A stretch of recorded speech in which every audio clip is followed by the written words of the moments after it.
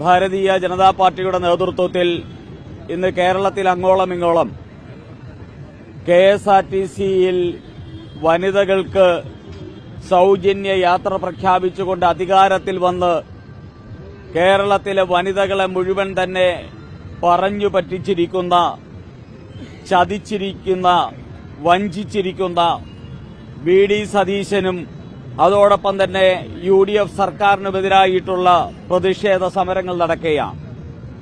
VD. Satheesan സർക്കാർ വരുന്നതിനു മുമ്പ് മാനിഫെസ്റ്റോ എന്ന നിലയിൽ പുറത്തിറക്കിയത് കേരളത്തിലെ മുഴുവൻ സ്ത്രീകൾക്കും കെഎസ്ആർടിസിയുടെ എല്ലാ ബസ്സിലും എവിടെ പോകാനും, അത് കോളേജിൽ പോകാനാണെങ്കിൽ, സ്കൂളിൽ പോകാനാണെങ്കിൽ, അല്ലെങ്കിൽ ഓഫീസിൽ പോകാനാണെങ്കിൽ, മറ്റെന്തെങ്കിലും സന്തോഷ ടൂർ പോകാനാണെങ്കിൽ എല്ലാത്തിനും എല്ലാ സ്ത്രീകൾക്കും